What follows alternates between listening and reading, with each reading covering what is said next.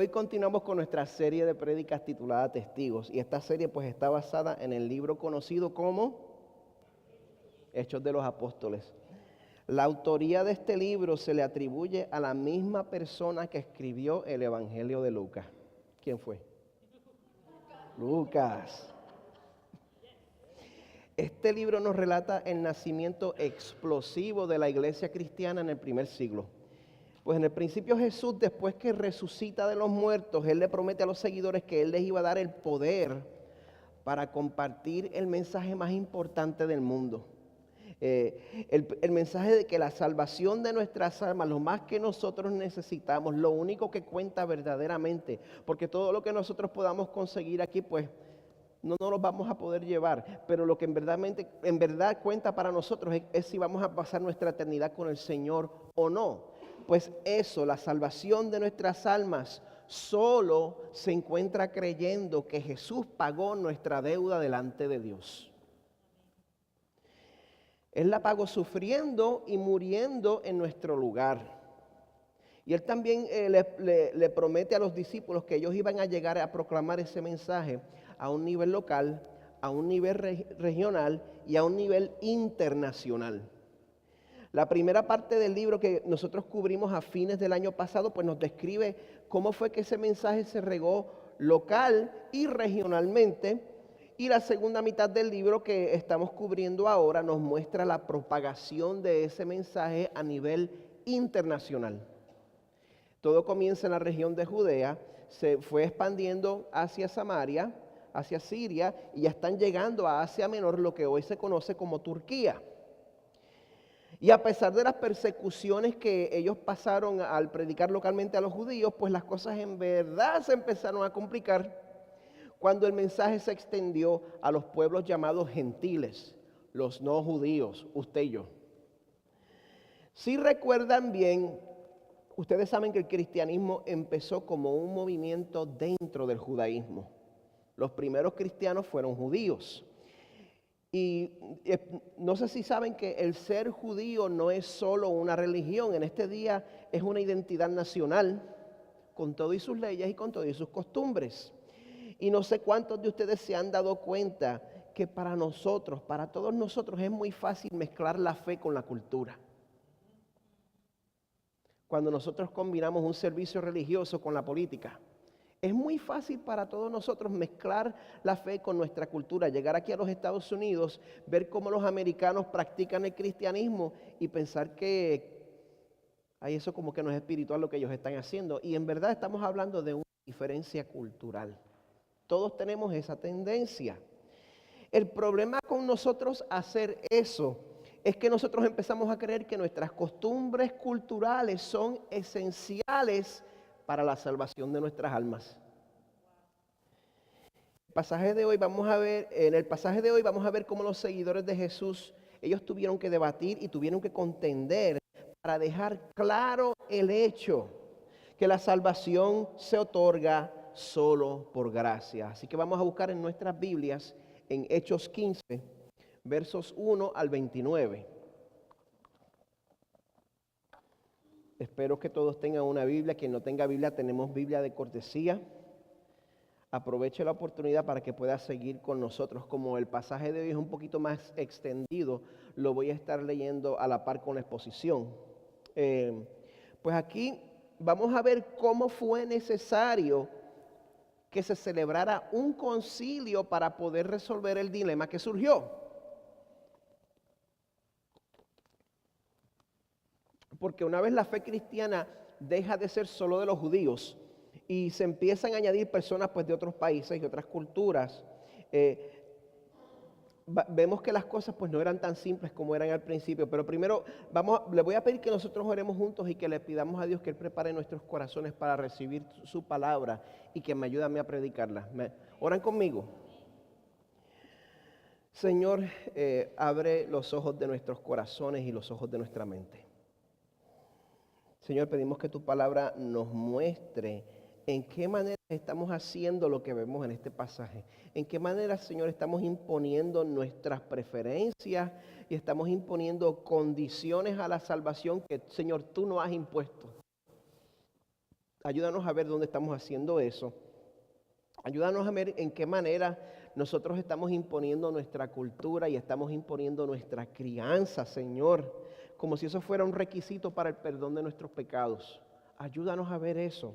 Perdónanos, límpianos y cúbrenos con tu gracia una vez más para que nosotros podamos ministrar esa gracia a los que están alrededor de nosotros, en el nombre de nuestro mediador y sustituto Jesús.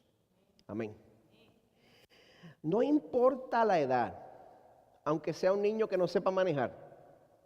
Si tú le preguntas dónde se puede encontrar el motor de un carro, pues la gran mayoría sabe que solo tienes que buscar en la parte del frente del carro, tú abres el bonete y ahí está el motor, ¿verdad?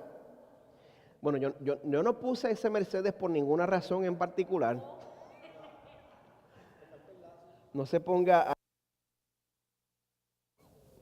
Ahora, si tú te quieres reír, pídele a cualquier jovencito que encuentre el motor de un Volkswagen Beetle.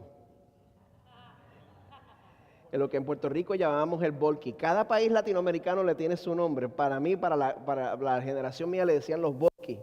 Y pues sabemos que se va a quedar con la boca abierta cuando abra por el frente del carro, pues lo encuentre vacío, porque los Volkswagen Beetles tienen el motor atrás. Si usted es aficionado de los carros, ahora yo sé que yo tengo la atención de Luque. Si usted es aficionado de los carros, usted sabe que ese no es el único modelo con el motor en la parte trasera. Sabemos que hay carros que lo tienen al frente, sabemos que hay carros que los tienen adentro, al lado del conductor. Y hay carros que, pues, por supuesto, lo tienen detrás. Y a través de la historia de la humanidad, las religiones falsas nos dicen que nosotros necesitamos hacer obras buenas para ganarnos, ya sea la salvación, ya sea el estado de iluminación o ya sea llegar al nirvana. Que necesitamos hacer algún tipo de obra buena para llegar a eso. Y unas requieren que tú hagas esas obras buenas antes de tu salvación y otras requieren que tú hagas esas obras buenas después de tu salvación para poder mantener tu estatus de salvación. La pregunta de esta mañana, ¿cuál es correcta para nosotros poder ser salvos? ¿Obrar antes u obrar después de la salvación? Ninguna, Rodi.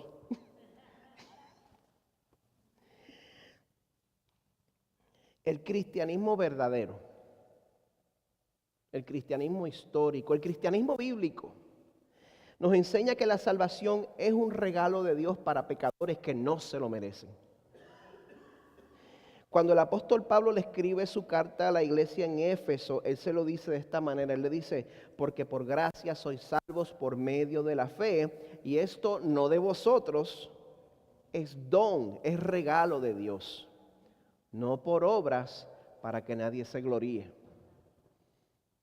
Dios está comprometido con que ninguno de nosotros le pueda decir a Dios, mira, yo me gané la salvación, tú me la debes porque yo hice todo esto.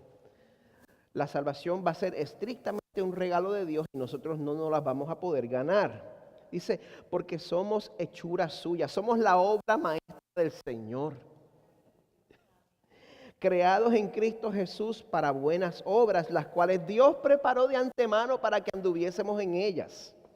Dice la palabra del Señor. A mí me parece claro, yo no sé ustedes. A pesar de la claridad con la que Pablo habla aquí, por causa de nuestra naturaleza pecadora, nosotros creemos que Dios no nos puede sostener fieles hasta el final. Y siempre queremos añadir buenas obras por la izquierda, por si acaso. La izquierda es aquí para mí. En el fondo de nuestros corazones todos luchamos en contra de ese pensamiento y ese concepto de que Dios nos aceptó. Y queremos pensar que fue porque hicimos algo bien al principio, algo hice para ganarme esto, o porque nos hemos portado bien desde que nos convertimos. Te pregunto, ¿a cuál grupo perteneces? Todos pertenecemos a uno de los dos.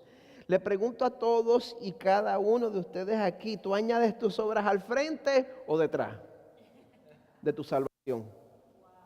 Eres un Mercedes o un Volky, básicamente. Me gané una medalla por esa ilustración, ¿verdad?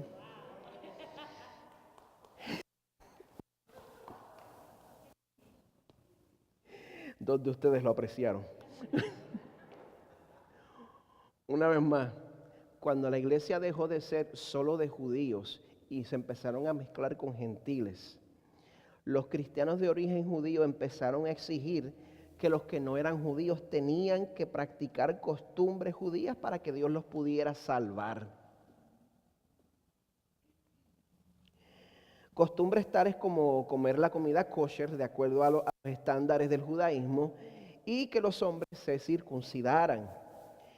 En el pasaje de hoy van a ver que los que estaban predicándole a los gentiles, estamos hablando de Pablo y Bernabé, los que estaban predicando el evangelio verdadero de gracia, ellos tuvieron que ir desde Turquía hasta Jerusalén para poder defender su caso ante los cristianos judíos, y el mensaje para con ellos fue claro: nosotros no podemos ceder ni por un momento. Tenemos que preservar la integridad del evangelio con firmeza y con amor. Se necesitan las dos cosas. La integridad del mensaje de salvación se protege con una fórmula sencilla que yo creo que todos nos podemos aprender en esta mañana. En cuanto a la salvación, Jesús más nada es igual a todo. ¿Por qué no lo repetimos? 1, 2 y 3. Jesús más nada es igual a todo en cuanto a la salvación. El problema es que si usted se crió en el mismo tipo de iglesia que yo me crié, lo que le grabaron en la cabeza, estoy seguro, es que cuando Dios escribe nuestros nombres en el libro de la vida, lo escribe con lápiz. Porque cada vez que peco, me borra, y cada vez que me arrepiento, pues lo vuelve a escribir. Si fuera así conmigo, no quedaría papel. Si usted me conoce, pues usted sabe que yo creo en las doctrinas de la gracia. Y por eso yo estoy convencido de que a nuestro orgullo le da trabajo aceptar que en cuanto a la salvación, Dios es quien toma la iniciativa, Dios es quien nos preserva en el camino y Dios es quien nos lleva de la mano hasta el final. Por eso que Dios nos salva a través de una gracia inmerecida, siempre está acechando la amenaza de diluir el mensaje. Siempre nos acecha en nuestras mentes o alrededor de la gente que conocemos. Hechos 15 nos cuenta sobre un problema que surgió con un grupo que llama los judaizantes. Oímos de ellos cuando estudiamos el libro de Gálatas también. Vemos que este grupo pretende convertir la gracia gratuita en una gracia disputada, cuando ellos empiezan a imponerle su propia cultura a los cristianos gentiles. Si ustedes recuerdan bien, saben que con la persecución que había llegado a la iglesia, los cristianos se habían tenido que esparcir por toda la región. Y Pablo y Bernabé habían llegado hasta Asia Menor, a Turquía, a predicar, y la respuesta típica era que los pueblos judíos tendían a rechazar el mensaje de Jesús, pero los gentiles al contrario tendían a aceptarlo. El verso 1 nos cuenta que algunos descendieron de Judea y enseñaban a los hermanos. Ellos enseñaban lo siguiente: si no os circuncidáis conforme al rito de Moisés, no podéis ser salvos. No estoy exagerando, lo vieron aquí. Este grupo de judaizantes, ellos muestran sus cartas claramente desde el principio. Y si les preguntabas a ellos, pues yo estoy seguro que ellos hubieran afirmado, porque no estamos hablando de judíos, estamos hablando de creyentes cristianos de origen judío. Si lo hubieras preguntado a ellos, ellos habrían afirmado que la salvación de los pecados era por gracia, por lo menos al principio. Pero esa gracia no era suficiente para permanecer en la familia de Dios. O sea que la salvación no era solo por gracia, sino por gracia más circuncisión. Esa era la fórmula de ellos. Salvación es igual a gracia más obediencia. Y en cuanto a las obras, pues los judaizantes eran el volky. Ellos ponían las obras detrás. Y en el cristianismo hoy en día yo creo que ese es el error más común que vamos a encontrar. Vamos a encontrar a la gente que creen que la salvación es por gracia, pero siempre tenemos que añadir nuestras obras a lo último. Eso es lo más que vamos a encontrar. Y el problema es que la Biblia nos dice en sitios como Judas 1:24 que Dios es suficiente para preservarnos sin caída y para presentarnos sin mancha en presencia de su gloria con gran alegría. Pero ellos te dicen, olvídate de lo que dice la Biblia. Si tú no estás pedaleando y escalando peldaños, no te vistas que no va.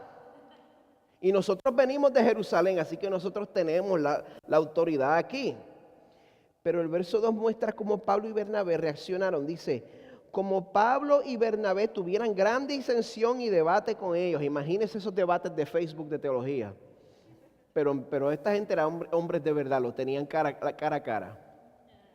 Como Pablo y Bernabé tuvieran gran disensión y debate con ellos, los hermanos determinaron que Pablo y Bernabé y algunos otros de ellos subieran a Jerusalén a los apóstoles y a los ancianos para tratar esta cuestión. Así que se decidió que el asunto se iba a tener que decidir de una manera centralizada por los mismos apóstoles en los cuarteles generales de la iglesia en Jerusalén. Pero mientras viajaban de Asia Menor a Jerusalén, a medida de que se acercaban a Judea, aprovecharon el viaje para comunicar que el mensaje de Jesús se estaba esparciendo por el mundo que ellos conocían para entonces. Dice el verso 3, así que siendo enviados por la iglesia, pasaron por Fenicia y Samaria, todo esto es al norte de Israel, relatando detalladamente la conversión de los gentiles, todos los hermanos. Cuando llegaron a Jerusalén, fueron recibidos por la iglesia, los apóstoles y los ancianos, e informaron de todo lo que Dios había hecho con ellos. Pues cuando ellos llegan a Jerusalén, Pablo y Bernabé encuentran una recepción mixta. Algunos se alegran, pero algunos, dice el verso 5, algunos de la secta de los fariseos que habían creído. No estamos hablando de los fariseos que estaban opuestos. Algunos de la secta de los fariseos que habían creído en Jesús se levantaron diciendo, es necesario circuncidarlos y mandarles que guarden la ley de Moisés. Esto es bien interesante. El ser fariseo no necesariamente significaba estar en contra de la iglesia. Como vimos, habían fariseos que habían creído. El problema era que algunos de ellos insistían que si los gentiles no se circuncidaban y adoptaban las observaciones judías, que por más que ellos afirmaran creer en Jesús, eso no iba a ser suficiente para que ellos recibieran la salvación del alma. Y sí, yo me crié en una iglesia donde sin ningún problema afirmaban que por más que tú digas que creas en Jesús, tú no ibas a ser salvo si no hablabas en lengua, si no te vestías como ellos con el uniforme de pentecostal, ¿verdad? O creías 100% como ellos. El Señor te libre de tener un desacuerdo en cuanto a la doctrina de la venida del Señor. En eso fue que yo me crié. Pero esta tendencia a judaizar se puede encontrar hoy en día en todos los sectores del cristianismo. No se limita a los pentecostales y tampoco se salvan de esa tendencia las iglesias de teología reformada que dicen predicar las doctrinas de la gracia. No nos salvamos de esa redada.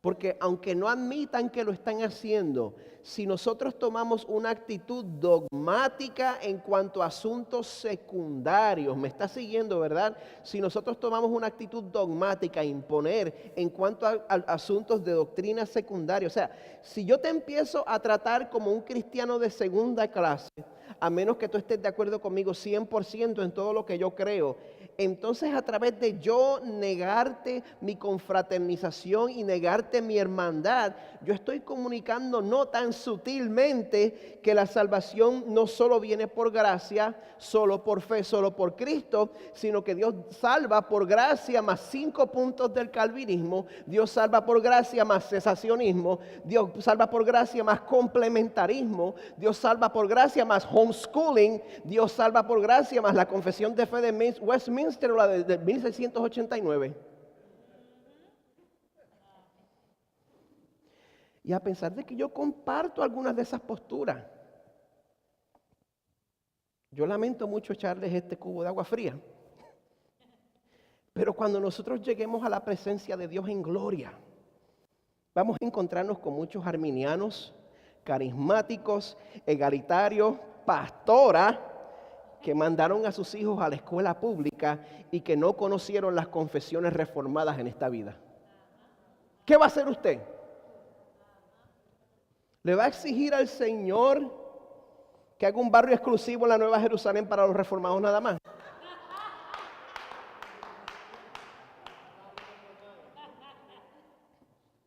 No, y cuando vea que muchos de esos van a estar recibiendo una mayor recompensa que usted, porque fueron más obedientes. Yo puedo pensar en muchos que yo estoy seguro van a estar recibiendo más recompensa que yo en la Nueva Jerusalén. Pues los judaizantes reformados son igual de absurdos que los judaizantes de Jerusalén. Pero los judaizantes en Jerusalén no se querían echar para atrás. Ellos continuaron presionando a la iglesia en el asunto. Pero Pedro y Bernabé no se dieron ni una pulgada de terreno. Fue necesario que se celebrara el primer concilio de la iglesia cristiana, el concilio de Jerusalén, para llegar a un acuerdo en cuanto a qué postura la iglesia iba a tomar de ahí en adelante. Y es en el concilio de Jerusalén que esta gracia disputada pasa a ser una gracia defendida por Pedro, Pablo y Bernabé. El verso 6 dice: entonces los apóstoles y los ancianos se reunieron para considerar este asunto. Lo primero que encontramos es que Pedro defiende su ministerio para los gentiles. Él dice, después de mucho debate, no sabemos cuánto tiempo pasó, Pedro se levantó y les dijo: hermanos, vosotros sabéis que en los primeros días Dios escogió de entre vosotros que por mi boca los gentiles oyeran la palabra del evangelio y creyeran. Aquí Pedro pues se refiere por supuesto a cómo Dios le da una visión y después lo dirige hacia el centurión llamado Cornelio. Pueden leer sobre eso en Hechos 10. En el momento de este concilio se cree que ya habían pasado unos 10 años desde esa experiencia. Estamos hablando aproximadamente del año 50 después de Cristo. Y en el verso 8 Pedro le recuerda al concilio de Jerusalén que Dios, que conoce el corazón, les dio testimonio dándoles el Espíritu Santo. Está hablando de los gentiles. Así como también nos lo dio a nosotros. Y ninguna distinción hizo entre nosotros y ellos, purificando por la fe sus corazones. O sea que los convirtió de verdad. Esto no es un cuento. O sea que el resultado de tener fe en Jesús fue la misma salvación que le fue concedida a los judíos. No es una salvación de segunda clase. Y es en este momento que Pedro hace la pregunta central, la que llega al meollo del asunto. Ahora pues, ¿por qué tentáis a Dios poniendo sobre el cuello de los discípulos un yugo que ni nuestros padres ni nosotros hemos podido llevar?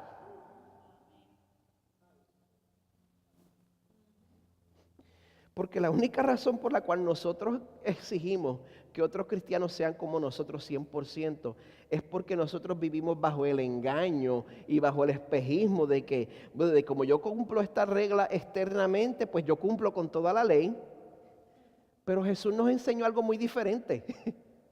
Jesús nos enseñó que el pecado no solo ocurre externamente, no es solo el acto, no es solo la acción, nace en el corazón. Si tú te sientes superior al que ha matado, al asesino, si al ver todo el revolú que se ha formado en los medios sociales en cuanto al aborto. Si tú te sientes superior a la mujer que ha abortado, porque tú no has hecho eso, pero en tu corazón tú estás guardando resentimiento y estás guardando odio en contra de alguien, no te creas superior, porque Jesús dice en Mateo 5, han oído que a nuestros antepasados se les dijo, no asesines, si cometes asesinato quedarás sujeto a juicio. Pero yo digo, siempre que Jesús dice, pero yo digo, nos rompe la computadora. Aún si te enojas con alguien, quedarás sujeto a juicio. Si te quedas enfogonado, si te quedas enchismado, el Señor me asista. Si llamas a alguien idiota, muchas veces idiota es por donde yo empezaba. Especialmente en la I4, cuando te hacen el cortecito ese de pastelillo. Si llamas a alguien idiota, corres peligro de que te lleven ante el tribunal. Y si maldices a alguien, corres peligro de caer en los fuegos del infierno. Y la cosa es que Dios lo sabe todo. Dios tiene la lista entera de todas las veces que yo he hecho eso. Y también tiene la suya. No es la mía nada más. Si tú quieres tratar de ganarte tu salvación a través de obedecer la ley del Señor, pues buena suerte, porque hay que cumplirla en su totalidad. Y estoy refiriéndome a los 600 y pico de mandamientos y regulaciones y reglas ceremoniales que existen. Pablo tuvo ese mismo problema con los cristianos en la región turca de Galacia. Otra vez por culpa de la misma gente, los judaizantes. Y él le responde de esta manera en Gálatas 5:3. Testifico a todo hombre que se circuncida que está obligado a cumplir toda la ley.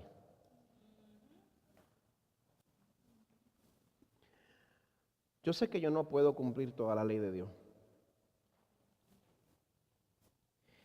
Y el que exige que vayas a la iglesia los sábados tampoco puede cumplir toda la ley de Dios.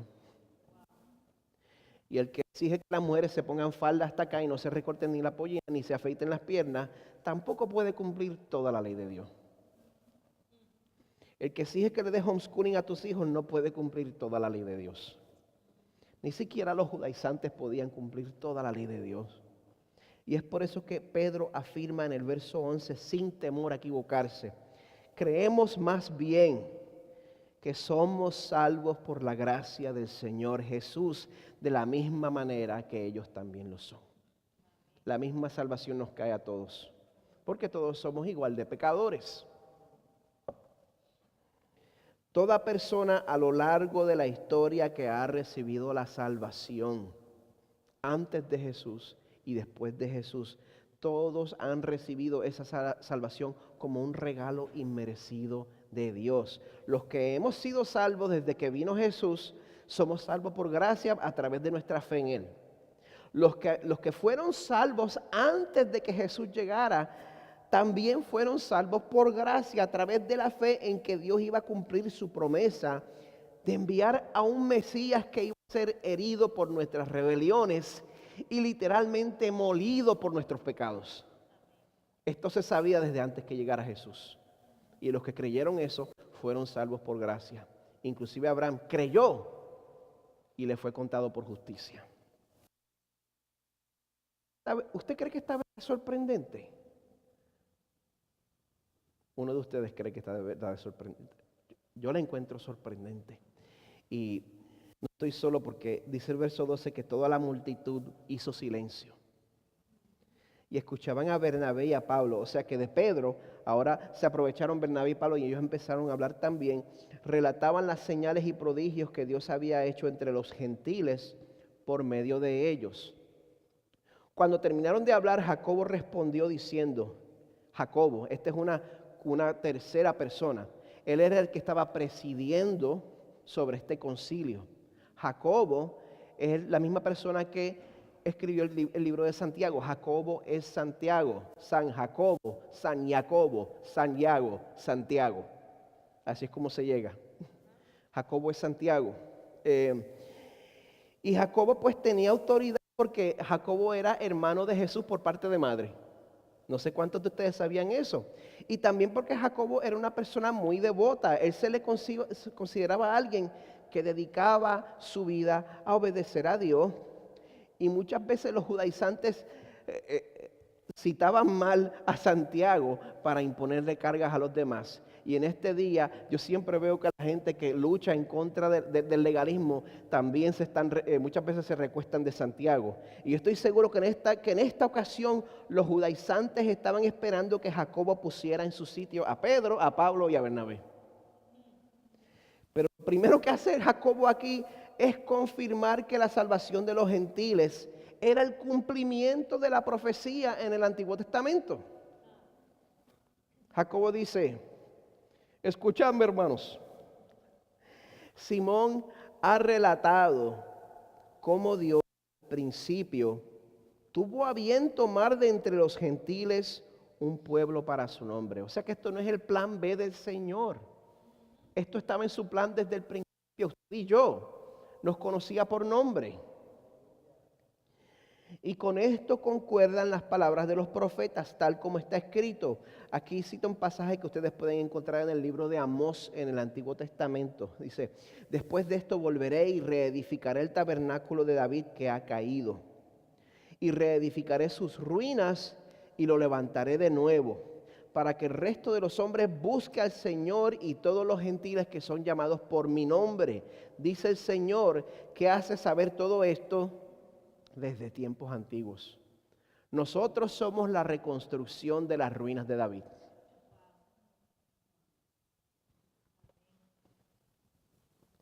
Así que, ¿cuál es el veredicto? El veredicto está en el verso 19. Por tanto, yo opino que no molestemos a los que de entre los gentiles se convierten a Dios. Eso fue el veredicto de Santiago. El veredicto número 1 considera que nosotros molestamos a la gente cuando les exigimos que, en adición a tener fe en Jesús, tienen que practicar el cristianismo de la misma manera que yo lo hago. Eso es molestar a la gente, de acuerdo a la palabra del Señor. Sin embargo, le sigue un segundo veredicto. Él pide, Jacobo, en el verso 20, que les escribamos que se abstengan de cosas contaminadas por los ídolos. En ese tiempo, si tú salías a comprar carne al mercado, la podías encontrar en venta especial si había sido usada en el sacrificio a un ídolo pagano. Era más barato. En 1 Corintios 8, Pablo llega a la conclusión de que eso no era necesariamente pecado. Pero Jacobo le pide a los gentiles que los complaciera en cuanto a este asunto secundario, en adición al también asunto secundario de comerlo estrangulado y de sangre. Así que bye bye a la morcilla y bye bye al steak poco hecho, el rare. Tan bueno que es. Perdonen. Son las 11:20. Así que estas son cosas secundarias, pero también les recuerda algo que no es negociable. Les recuerda también que se tenían que apartar de la fornicación, porque hay cosas que no tiene que ver la diferencia de cultura. La fornicación es pecado, sea de donde venga y sea de la cultura donde venga. La diferencia en una cultura no nos da permiso a pecar en contra del Señor. Hay pecado objetivo y hay asuntos secundarios. Ahora, hay una razón por la cual Jacobo le pide esto a los gentiles. La razón está en el verso 21. Porque Moisés, desde generaciones antiguas, tiene en cada ciudad quienes lo prediquen. Pues todos los días de reposo es leído en las sinagogas. O sea, estés en Asia Menor, o estés donde estés, va a haber una población judía. Y para beneficio de los judíos creyentes, que se podían ofender por esas razones, los que tienen muchos escrúpulos, los que Pablo llama los débiles en la fe, Jacobo le pide a los gentiles que no permitieran que esas libertades que ellos tenían fueran un impedimento para poder vivir en comunidad. Por eso, cuando yo no impongo mis preferencias a otros creyentes, cuando yo pongo mis libertades también a un lado por el bien de otros creyentes, es así que la gracia es dispensada a la iglesia, al cuerpo de Cristo. El pasaje de hoy termina con esta carta que salió del concilio a los cristianos gentiles, y me voy a dar más prisa aquí. La carta comienza en el verso 22. Dice: entonces pareció bien a los apóstoles y a los ancianos con toda la iglesia escoger de entre ellos algunos hombres para enviarlos a Antioquía con Pablo y Bernabé, a Judas, llamado Barsabás, y a Silas, hombres prominentes entre los hermanos. Y enviaron esta carta con ellos los apóstoles y los hermanos que son ancianos a los hermanos en Antioquía, Siria y Cilicia, que son de los gentiles. Saludos, puesto que hemos oído que algunos de entre nosotros, a quienes no autorizamos, os han inquietado con sus palabras, perturbando vuestras almas. Cuando nosotros judaizamos y exigimos que todos los cristianos sean como nosotros, no estamos teniendo un buen efecto. Nosotros estamos nada más que inquietando y perturbando. Por eso el concilio les comunica, una vez más desde el verso 25, nos pareció bien, habiendo llegado a un común acuerdo, escoger algunos hombres para enviarlos a vosotros con nuestros amados Bernabé y Pablo, hombres que han arriesgado su vida por el nombre de nuestro Señor Jesucristo. Por tanto, hemos enviado a Judas y a Silas, quienes también os informarán las mismas cosas verbalmente, porque pareció bien al Espíritu Santo y a nosotros no imponeros mayor carga que estas cosas esenciales: que os abstengáis de cosas sacrificadas a los ídolos, de sangre, de lo estrangulado y de fornicación. Si os guardáis de tales cosas, bien haréis, pasadlo bien. Voy a empezar a usar ese saludo con la gente, pasadlo bien. Este pasaje nos enseña cosas muy importantes. Yo no sé cuántos de ustedes conocen el significado real de la palabra católico. Católico significa universal. El evangelio verdadero hace que la iglesia sea verdaderamente católica.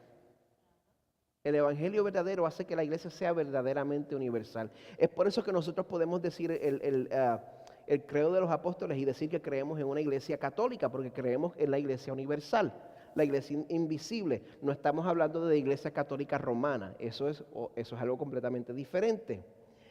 Pero el evangelio hace que la iglesia sea verdaderamente católica, porque el mensaje es 100% aplicable y adaptable a todas las culturas. Eso es una iglesia que es verdaderamente universal. Sin embargo, todos tenemos esa tendencia de ver nuestra adaptación cultural del evangelio como si fuera la norma para el resto del mundo. Ese es el peligro que tenemos. Esa tendencia es destructiva para la unidad de la iglesia, porque nosotros empezamos a creer que asuntos de importancia secundaria o elementos pertinentes a nuestras preferencias son esenciales para todos, y eso sencillamente es falso. Falso. No es verdad. Es por eso que es necesario que aclaremos las siguientes preguntas. Número 1, ¿qué determina nuestra salvación? Gálatas 2:16. Sabiendo que el hombre no es justificado por las obras de la ley, sino mediante la fe en Cristo Jesús. También nosotros hemos creído en Cristo Jesús, para que seamos justificados por la fe en Cristo y no por las obras de la ley, puesto que por las obras de la ley nadie será justificado. ¿Estamos aclarados con eso? ¿Qué determina la salvación? La fe en Jesús. Ya que aclaramos eso, nos tenemos que preguntar, ¿cómo nosotros tenemos la tendencia a añadir innecesariamente al mensaje de salvación de la iglesia? ¿Dónde tengo yo esa tendencia?